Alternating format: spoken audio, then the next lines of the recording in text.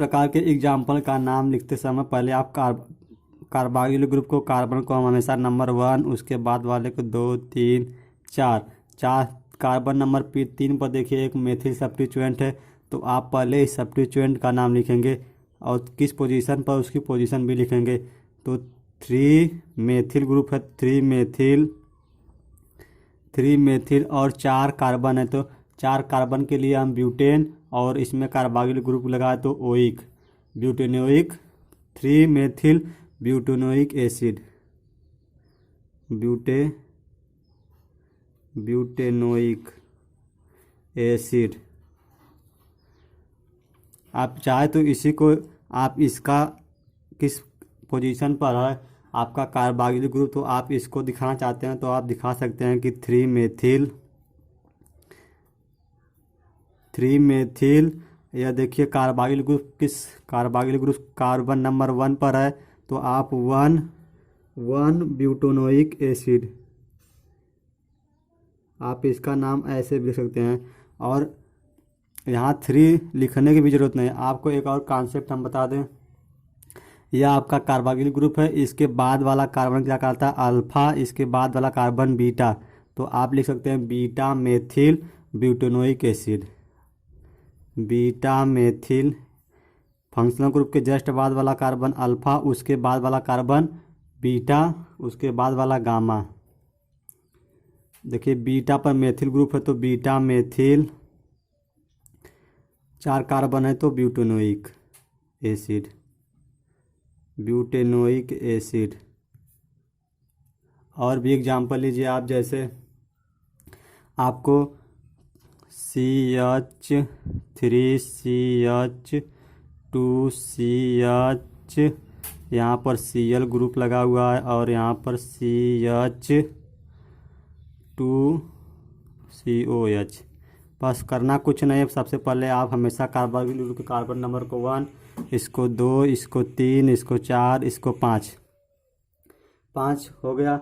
अब आप करेंगे क्या, किस पोजीशन पर आपका क्लोरीन ग्रुप जुड़ा हुआ है, तो 3 पर जुड़ा हुआ, तो 3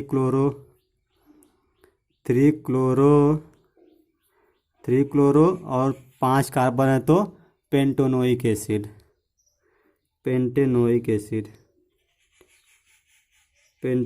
एसिड। और एग्जांपल देखिए, मान लीजिए यही इसी में आपका एक ब्रोमीन ग्रुप जुड़ा हुआ है, तब कैसे नाम करेंगे। अब तो यहाँ समस्या आ गई कि पहले हम क्लोरीन को लिखें कि ब्रोमीन को, तब आप यहाँ हमें इसका अल्फ़ाबेटिकल आर्डर का ध्यान रखेंगे। देखिए क्लोरीन में सी है और ब्रोमीन में बी, तो अल्फ़ाबेटिकल में बी पहले आता है, तो हम क्या लिखेंगे। और इसकी पोजीशन 4 नंबर पर आपका ब्रोमीन ग्रुप जुड़ा है तो 4 ब्रोमो, और 3 पर आपका जुड़ा है क्लोरो, तो 3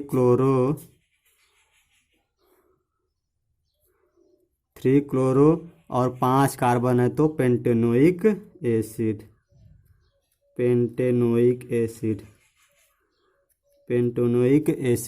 और भी एग्जांपल देखिए आप, जैसे CH2CH, यहाँ पर आपका मेथिल ग्रुप जुड़ा हुआ है, मेथिल, आप यहाँ पर CH3 ना लिख के मेथिल लिख लीजिए, मेथिल ग्रुप जुड़ा हुआ है।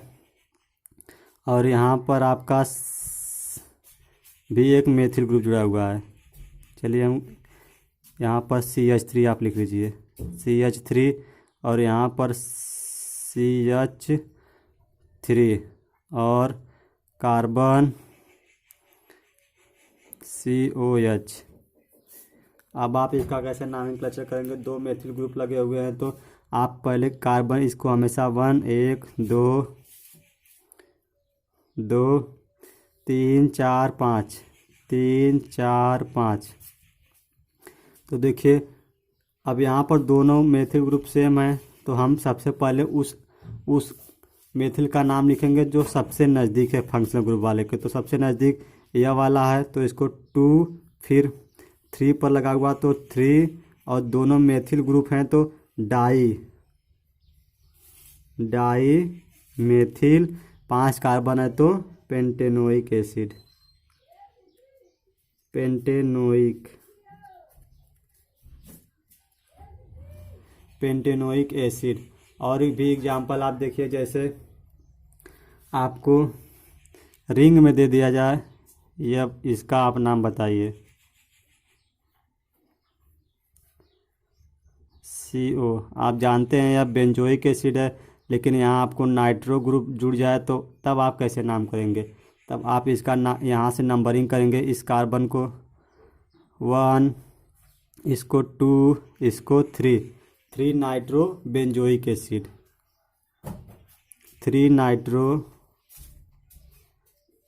Nitro benzoic acid, benzoic acid. और आप इसको एक और तरीके से लिख सकते हैं। देखिए, यह आपका कौन सा पोजीशन है? आर्थो, और यह मेटा और यह पैरा। तो मेटा पर नाइट्रो ग्रुप जुड़ा हुआ है तो आप मेटा नाइट्रो, और बेंजोइक एसिड है तो benzoic acid, Meta nitro benzoic acid. चलिए एक और एग्जांपल देखिए, CH3CH2CH, यहाँ पर आपका नाइट्रो ग्रुप जुड़ा हुआ है CH2OH। अब आप इसका कैसे नॉमेनक्लेचर करेंगे? तो आप इसको 1, 2, इसको 3, इसको 4 करना कुछ नहीं, बस आपको किस पोजीशन पर नाइट्रो ग्रुप जुड़ा वही लिखना है। 2 पोजीशन पर जुड़ा तो 2 नाइट्रो और 4 कार्बन है तो ब्यूटेनोइक एसिड। और एग्जांपल आप देखिए, जैसे आपका यह रिंग में दिया हुआ है, यह आपका बेंजोइक एसिड है, आपको यहाँ पर Br, यहाँ पर Cl और यहाँ पर Cl, आप कुछ भी ले लीजिए।